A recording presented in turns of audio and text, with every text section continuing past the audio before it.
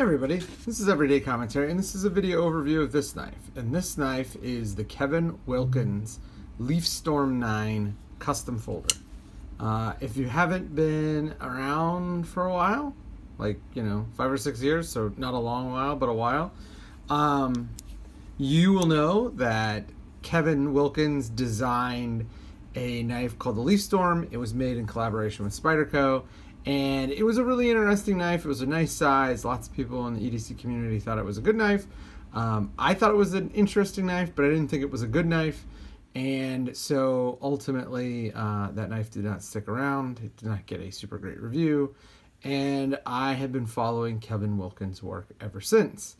It has taken a very, very long time for me to get a Kevin Wilkins custom, in part because he was for a while doing very, very expensive, high-end, sort of on the line between art knife and regular folders.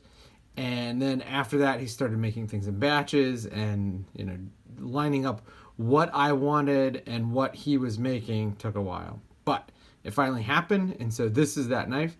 And what I'm going to do is I'm going to go through and talk to you a little bit about the specs, tell you what I like and don't like. So first of all, this is a Kevin Wilkins Leafstorm 9. And it has titanium handles, titanium scales. It has this hex pattern that he has used quite often, most notably on his titanium and G10 scale replacements for the mini grip and for the Delica and Endura and the regular griptilian. The knife runs S30V blade steel. It has a bronze pivot collar. And as you can see, it has this lock that is not unlike the way that an axis lock functions. And in fact, the axis lock patent has run out, and so you're going to see this lock a lot. The XR lock from SOG functions very similar, and the Millet Schwarz Perpetua runs an axis lock. So this is something that I imagine is going to be on a lot more knives now that it is no longer protected by intellectual property rights. So the knife is relatively thick. It's a 0.14 thickness stock. As you can see, it has a partial hollow grind and it has a swedge here. This is not a sharpened edge, as you can see. The knife weighs in at about 4.1, 4.2 ounces. And the blade length is just at 2.75 inches. Overall, it makes a number of improvements from the original Leafstorm, and I think that's one of the reasons why it's such a compelling knife. So, first of all, it has this deep carry over the pocket titanium pocket clip. The pocket clip works fantastically well. As you can see, it's a relatively simple affair. They've solved the how do we get these screws in there problem quite well. It has a G10 backspacer. This one is gray or green or gray-green, depending on the light. Right there, it looks kind of greenish. All right, so things I like. First of all, I really like this knife. The size, the shape, the fact that it's super sharp. All of that stuff works really, really well. I think that it's a good knife in your hand. Unlike the original, there's no beard here. This is not really all that pointy or pokey. You can kind of put your finger there if you need to and not worry about getting sliced like you would on the Spyderco original. I also like the fact that it has sort of a bird beak here.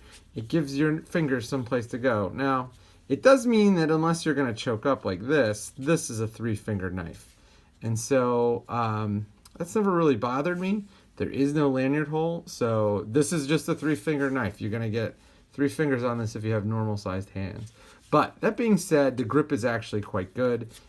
The clip kind of folds into the palm of your hand, so you don't really have to worry about it all that much. And the knife works pretty well, pretty darn well in terms of grip. There's some jimping up here and the hex grip, plus the little bird's beak. You're not going to lose this knife out of your hand. It's just not going to go anywhere. I really like that about the knife. The other thing I really like about the knife is I like the size. 2.75 inches is my favorite blade length. It is clearly and easily under the 3-inch blade length, and yet it's still long enough to do pretty much everything you'd ever need a folding knife to do. So I like that. The other thing that I like about this knife is it's different. right? It's just a different looking knife. There's a million different knives out there, and a lot of them look the same. This is a knife that is instantly recognizable as the Kevin Wilkins Leafstorm. Even though the lock is different, even though the handle materials are different, you still see those elemental structures that make this the Leafstorm. I really, really like how smooth the opening is. I mean, the opening is just fantastic. It's fall shut smooth. This is, without question, the best tuned version of an Axis lock I've ever seen. If you're one of those people that say, oh, the Axis lock always has blade play, you have not had a good one, because this has absolutely not a smidge of blade play at all, and it still is fall shut smooth. So, really, really excellent job there. A curious note, I have no idea what this thing is.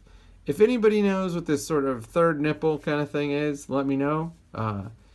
I have no clue, and I don't even care to opine. All right, so some of the things I don't like. First of all, this is a really thick folder. So let me show you in comparison to the Benchmade mini grip. It is a little shorter than the mini grip, but it is considerably taller. I mean, if you look at how tall these knives are side to side, you can see, like, this knife is just a much taller knife. The other thing is, it's not thin. You know, like the mini grip isn't a svelte knife. I mean, it's got a little heft to it, which is why one of the reasons why I like it so much. But this is even thicker than that, and so we're getting into that territory where it's like, woo, is this too thick? I think he could have milled out the liners a little bit, and that would have saved on the weight. As you can see, I've carried this knife. There's some dust in there. There is a milling for the steel interface system for the lock bar, but beyond that, there's really nothing up here or back here, and a little bit of work there could have helped out with the weight. The other thing you could have done is you just could have slimmed up the scales, right? Like, these are thick titanium scales. So take a look at it compared to the Monterey Bay EZC, and this is also a titanium folder, and it's just a lot slimmer. I'm not sure that's like the end of the world, because, you know, you're kind of getting this knife because it's like a stout, beefy little knife, and it's not so stout as to be useless. And then the final thing I don't like, I think you can probably all guess, it is that. Yeah, don't do that. I hate exposed rear tangs. So this is not the worst exposed rear tang. Sometimes you get that thing where you have an exposed rear tang and then it rides up. So there's actually a gap where stuff can get wedged in. You can't get stuff wedged in here. If there's stuff there, it'll fall out when you open it or when you remove the knife. But no exposed rear tangs. Given how the design is, it's kind of a must. And given that, this is not the worst of them. But still, it's something I dislike. Overall, I really like this knife. I think it's interesting. It's fun to carry. It works well. It has a lot of, you know, very unique Kevin Wilkins touches. I didn't touch on this in the overview, but I do like the oval. It's not as good as the hole, but it works just as well on this knife because of how smooth the lock is. So if you are interested in this knife, go follow his Instagram and just wait, because he does not make knives per spec, and that's pretty much the only way you can get his knives. They're not really sold on resale sites, and there are none or virtually none available on the forums or on Instagram. They are very, very hard to find, but they are very, very nice knives.